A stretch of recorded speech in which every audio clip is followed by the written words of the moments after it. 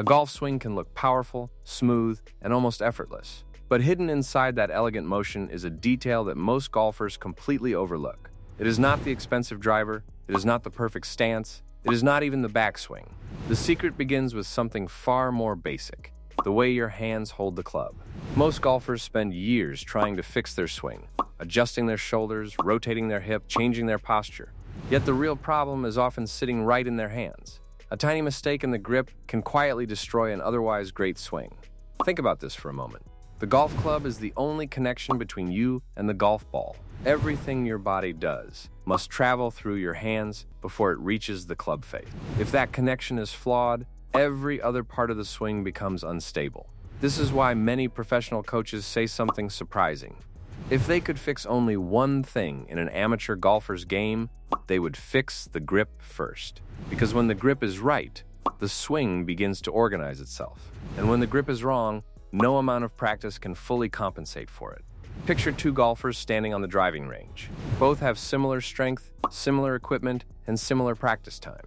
One of them sends the ball flying straight down the fairway with a beautiful draw. The other slices the ball far into the rough. The difference often comes down to just a few centimeters in the position of the hands. That is the fascinating thing about golf. Small details create massive consequences. Now here's the twist that surprises many players.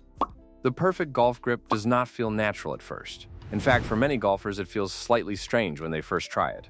But that strange feeling is often the signal that something important is finally being corrected. So what exactly makes a grip perfect? The answer begins with understanding that your hands do not simply grab the club randomly. They work together in a very precise structure that allows the club face to return square at impact. Let us start with the lead hand, the hand that sits higher on the grip.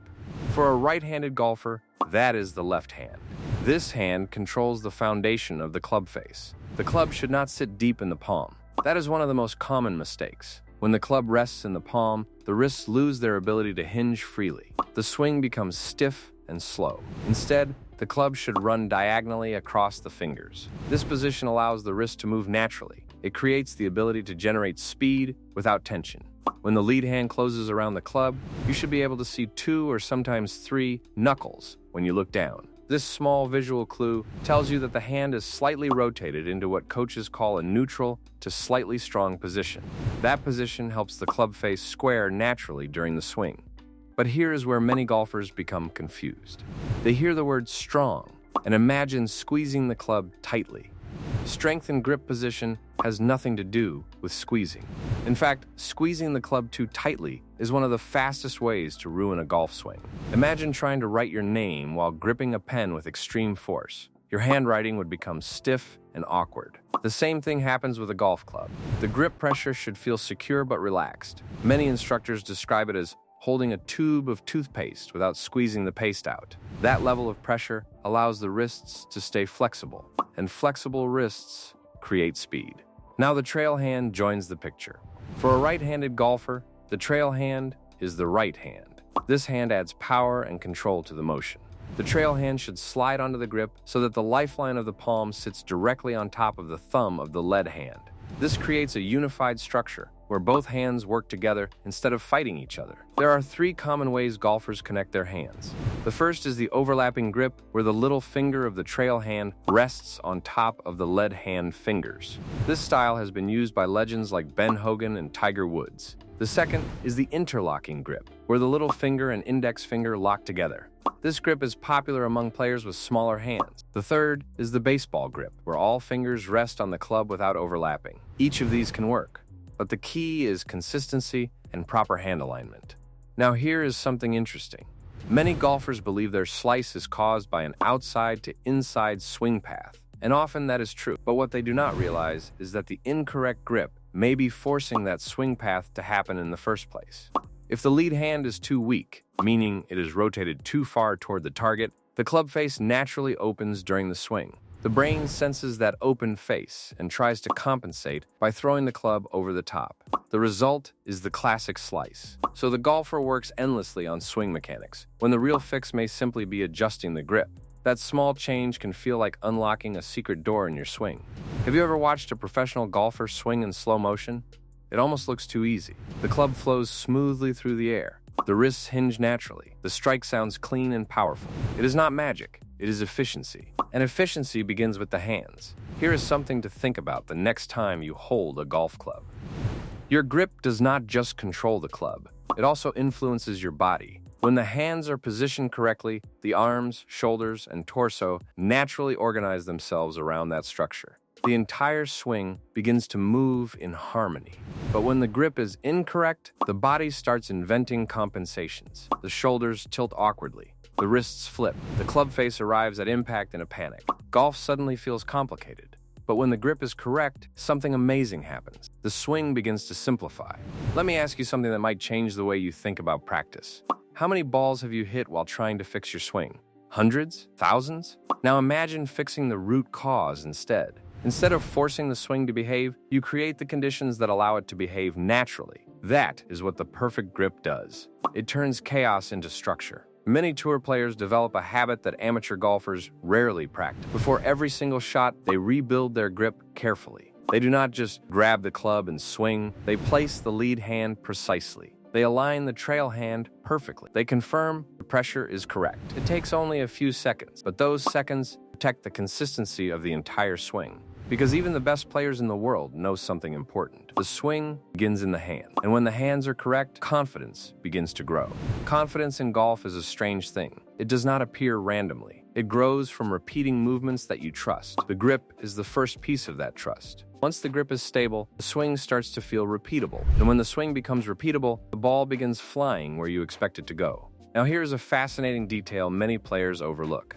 The grip influences the club face angle at impact more than almost any other factor. A difference of just a few degrees in hand position can completely change ball flight. A slightly stronger grip can help produce a draw. A slightly weaker grip may encourage a fade. That is why elite golfers are extremely sensitive to how the club sits in their fingers. They understand that the grip is like the steering wheel of the swing.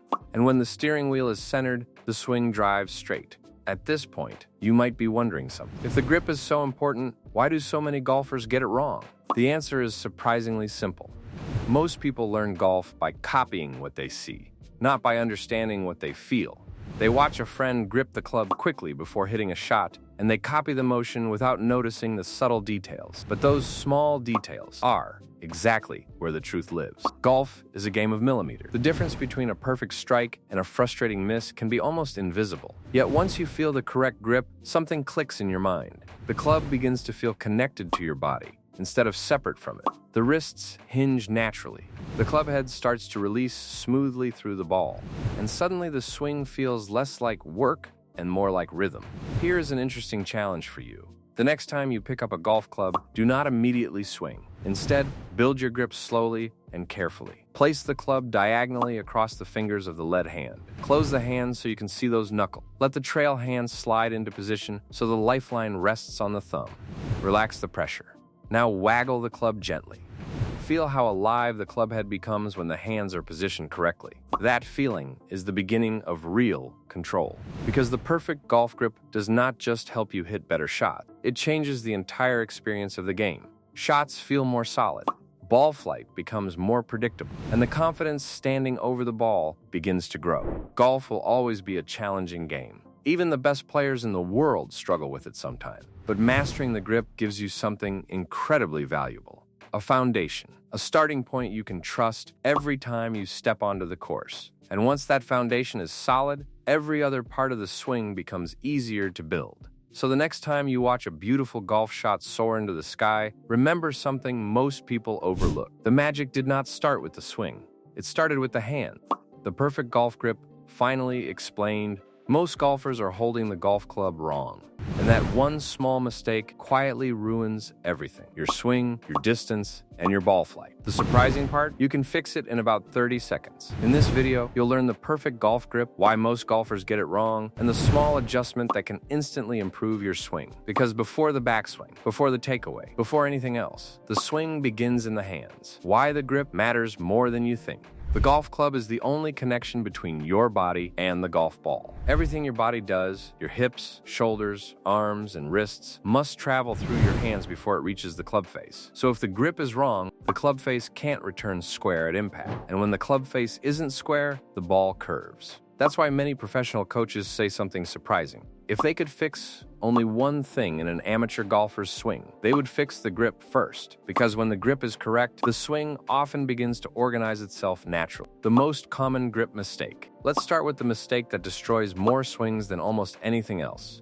Most golfers place the club deep in the palm of their lead hand. When that happens, the wrists lose their ability to hinge freely. The swing becomes stiff, speed disappears, and the club face becomes difficult to control. Instead, the club should run diagonally across the fingers, not the palm. This small change allows the wrists to move naturally, and when the wrists move freely, the club head can generate speed. The correct lead hand position. For a right-handed golfer, the lead hand is the left hand. Place the club across the fingers so it runs diagonally from the base of the pinky toward the middle of the index finger. So the next time you pick up a golf club, take a moment to check your grip first, because great swings start with the hands. And if you want more simple tips to improve your golf game, make sure to subscribe to the channel for more lessons like this.